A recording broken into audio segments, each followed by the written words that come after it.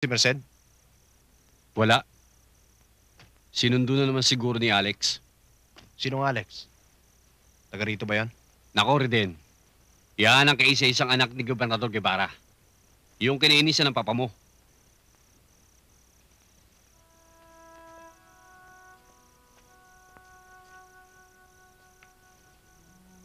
Naliligaw siguro sa ate mo yan.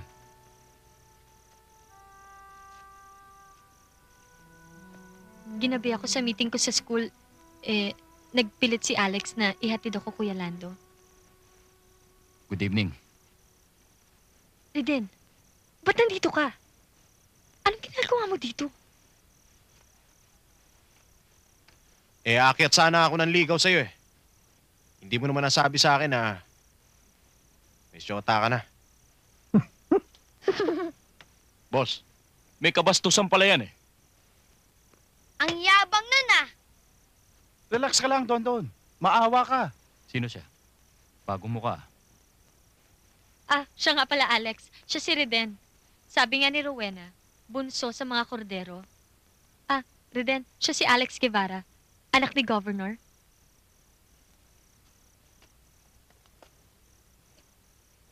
Mabuti naman na tinanggap ka na rin ng mga kapatid mo.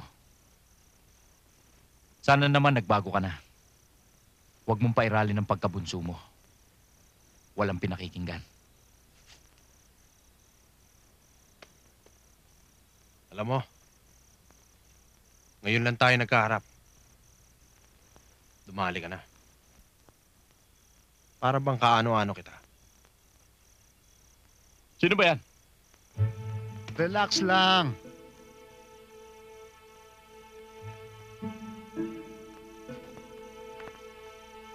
Alex, mabuti pa pumasok na muna kayo. Hindi. Aalis na kami. Salamat na lang. May lakad pa kami ni Brando. Lando, tuloy na kami. Tayo na. Ang bilis mo naman magtampo. Dito ka muna. Magkwentuhan muna tayo para makumpleto mo yung impormasyon mo para sa akin. Masyado naman pikon yung boyfriend mo. Uy, wala kami nun Naliligaw pa lang. Reden, saan ka pupunta? Pauwi na ako. Hatid na kita. O sige. Pero bibili na ako sigarilyo. Barya.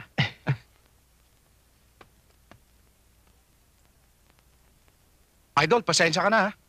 Talagang barya lang eh. Lagi naman eh.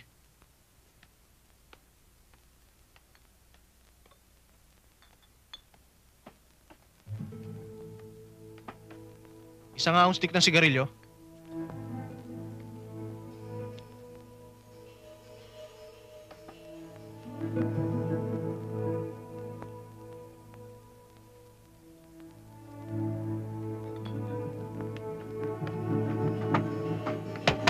Dali lang. Ikaw ba si Reden? Oo!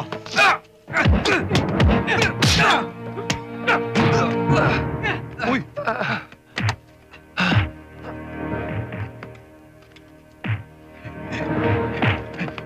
Salamat ha. Welcome. Ayun oh.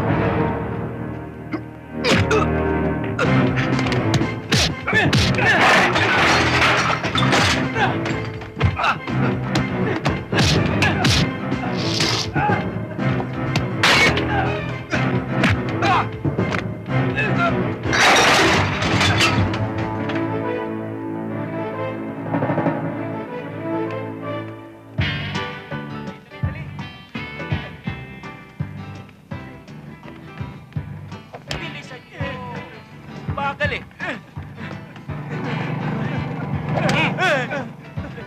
Dali! O ano? Ngayon, titino na kayo.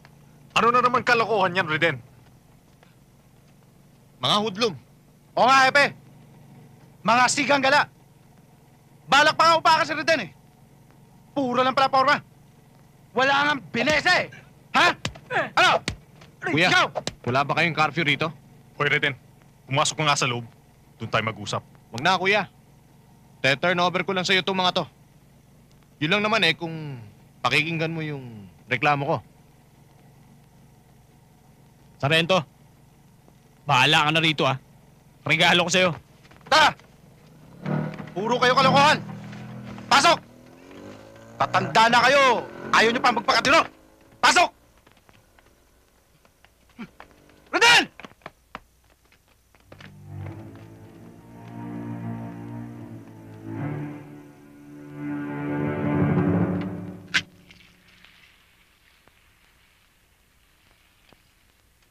Malaki naman palang natutunan mo sa pagsusundalo eh. Dati, ni ayaw mong humawak ng sandok. Parang... gusto ko na yatang bumilib. Hindi lang yan, ate. Pati yung mahihirap na putahe. Kaya ko yan. Ba, okay yun. Ibig sabihin, hindi ka pwedeng pagmalakihan ng mapapangasawa mo. Kahit na wala siya, hindi ako magugutom. Bakit mo ba ginagawa yan? Hindi pa ba malinaw sa'yo yun, ate? Umaareglo lang ako. Alam mo namang malaki naging pagkukulang ko sa inyo eh. Wala sa akin yun. Alam mo naman yun, di ba? Sa'yo, wala yun. Pero kay Kuya Mike tsaka kay Kuya Lito, hindi pa nila makita yung pagiging sincero ko sa pagbabalik ko.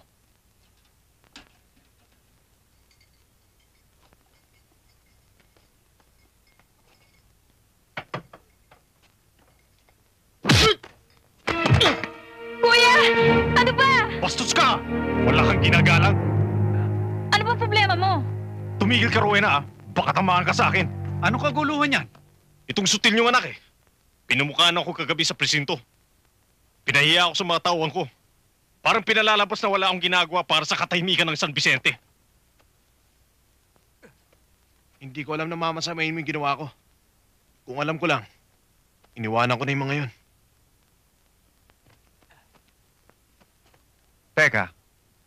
Teka muna, ano man pinag-uusapan ninyo? Pag-usapan nga natin ito ng mahusay. Oo nga naman. Di yung bigla kang darating at walang kaabog-abog, sasaktan mo si Reden. Sige, Rowena, kampihan mo ng todo. Ewan ko lang kung balang araw, magsisisi ka. Ganyan naman yung si Rowena eh. Tayo pa minamasama sa pagdidisiplina dyan kay Reden. Bihira naman kayo. Pati itong walang kasalanan, dinadamay ninyo.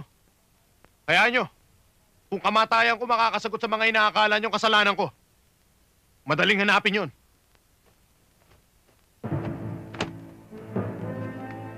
Reden! Reden!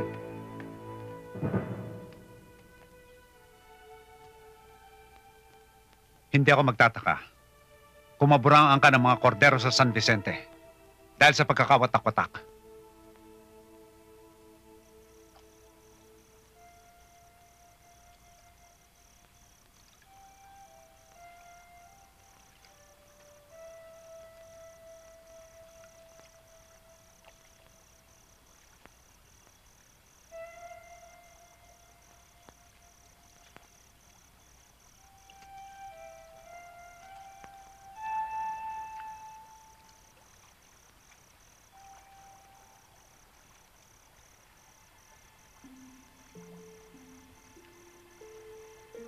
Nakita kitang dumaan sa bahay kanina. Pero hindi ka tumuloy.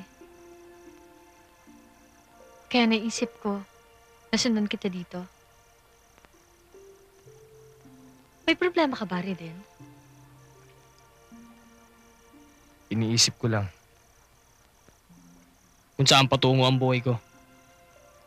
Huwag mo sabihin na, Reden. Ang taong gumagawa ng sariling direksyon ng kanyang buhay. Siya rin ang pumipili kung ito'y magiging makabuluhan o hindi.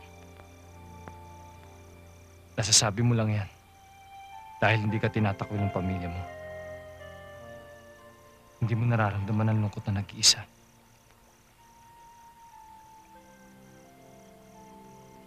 Nasubukan mo na ba, Merced, na ang sarili mong pamilya maghangad ng iyong kamatayan?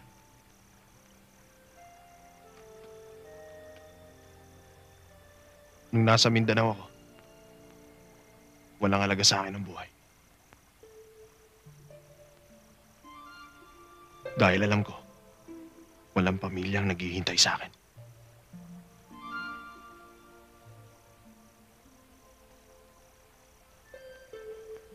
Pero nung makilala kita, nagkaroon ako ng bagong pag-asa. Nagkaroon ng halaga ang buhay. Ikaw ang dahilan, Merced. Kaya gusto kong magbago. Kahit na ayaw kong bigyan ng pagkakataon ng aking mga kapatid. Naintindihan kita, Reden.